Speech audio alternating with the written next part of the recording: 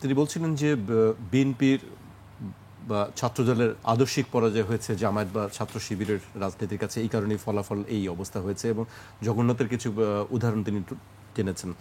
আপনার কাছে কি মনে হয় আসলে কি এটি আদর্শিক পরাজয় নাকি আসলে কোনো দোসরদের সঙ্গে তাদের আদর্শের কখনো পরাজয় হয় না, এটা নির্বুদ্ধিতার একটা কারণ। জামাতের প্রতিষ্ঠা হয়েছে 100 বছর আগে, কখনো রাষ্ট্র ক্ষমতায় সে একা একা যায় নাই। তা আদর্শ এত ভালো হলে বা রাষ্ট্র ক্ষমতায় যেত, ধানের শীষ নিয়ে নির্বাচন করা লাগতো না। জামাতের আদর্শ যেতে এত স্পষ্ট হতো, তাহলে আশ্রয় যে কথা, প্রথম আশ্রয় তো বিএনপি জামাতকে দিছে 4 দল করার মধ্য দিয়ে। ধানের শীষ দিয়ে তাদের নিবন্ধন যখন নাই, সে আশ্রয় তো বিএনপি দিয়েছে। মিনিমাম কৃতজ্ঞতা থাকলে এটা যে কেউ স্বীকার করবে।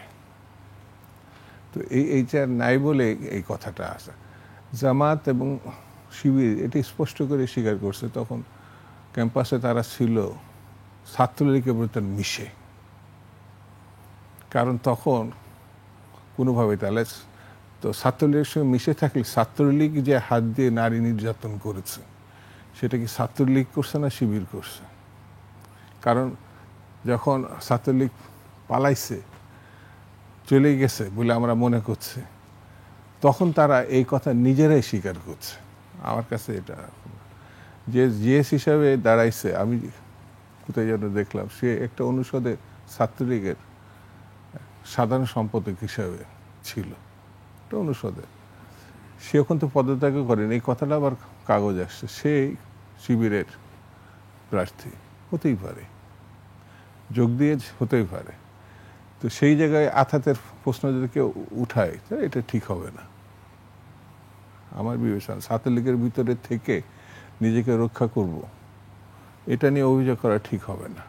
তারা এটা তাদের কৌশল মনে করতে পারে, আদর্শের স্পিরিট বলে মনে করতে পারে, কিন্তু আমরা তো কারোর সঙ্গে আঘাত করি নাই বলে ক্যাম্পাসে থাকতে পারি নাই। মানে ছাত্রদল মায়ের খেয়েছে, নির্যাতন ভাবে চলে গেছে। তো শিবিরের কোনো ছাত্রলীগ, শিবিরের কোনো সাধারণ সম্পাদক গুম হয়েছে এবং মারা গেছে, এরকম কোনো নজির আমার জানা নাই। ত্যাগের প্রশ্ন উঠলে সেটা হচ্ছে একমাত্র ইলিয়াস আলীর এটা বলা যায়, এটা আওয়ামী আমলে প্রায় 450 এই জুলাই আগস্টের মধ্যে। আমি এই কথাগুলো বলতাম না যখন এই আদর্শিক ত্যাগ এইসব কথাগুলো আসছেন, তখন আমার কাছে মনে হচ্ছে যে যেটা উল্লেখিত ত্যাগ না, আমরা যে স্পষ্ট করে বলেছি যে আপনাদের কত শহীদ হয়েছে আমরা একটু বলেন নাম ঠিকানা দিয়ে, তো শিবির না কোনো ছাত্র সংগঠনে এটা দেয় নাই। আমরা কিন্তু 450, মানে জুলাই আগস্টে, তার আগে তো 5,500 16 বছরের রেকর্ড দিয়েছি। কাউকে ছোট বড় করা না। আমরা এই নির্বাচনকে অলরেডি অভিনন্দন করে দিছি। ক্যাম্পাসে যারা ছিলেন ছাত্র নেতৃবৃন্দ, নির্বাচনকালীন সময়ে বা তার আগে বা তার পরে এই বক্তব্যগুলো তারা দিছে। কোনোটা তারা বিপক্ষে দিছে, কেউ না পক্ষে দিছে, এগুলো নিয়ে আমরা কোনো মন্তব্য করি নাই।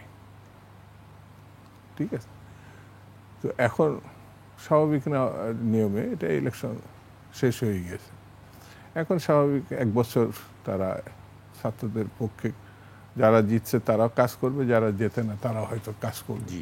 আবার যদি অতীতের মতো না হয় তাহলে 1 বছর পর আবার নির্বাচন। যেমন প্রশাসন, ভিসি ইতিমধ্যে তাদের দায়িত্ব নিয়ে নানান বিতর্ক হয়েছে, সেটা নিয়েও আমাদের কোনো বক্তব্য নেই। ক্যাম্পাসে কী হয়েছে, ক্যাম্পাসের মধ্যে এটা মীমাংসা হোক, তদন্ত হলে সেখানে হোক, ঠিক আছে। তা আমার কাছে মনে হয়েছে যে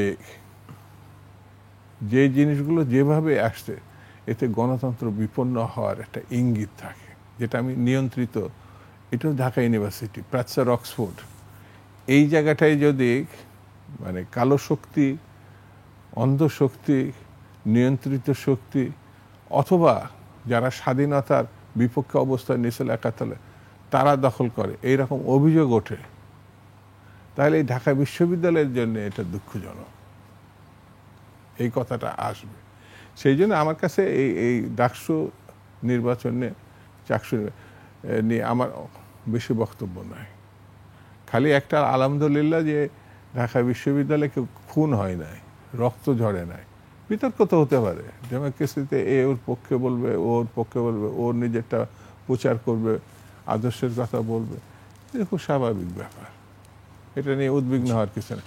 শুধু আলহামদুলিল্লাহ যে এখানে সেই ধরনের বল প্রয়োগের পরিস্থিতি আমরা দেখি নাই। হ্যাঁ, কিছু ভোট কারচুপি বা কিছু কিছু জায়গায় ভোট অন্যায়ভাবে দেওয়া হয়েছে, অথবা এরকম ব্যালট বাক্স কেউ অনেক কিছু নিয়ে এসে সামনে, এইসব বিতর্ক তারা যথাযথ কর্তৃপক্ষ এটা তদন্ত সাপেক্ষে একটা কথা বলবে, এটা আমরা প্রত্যাশা করি।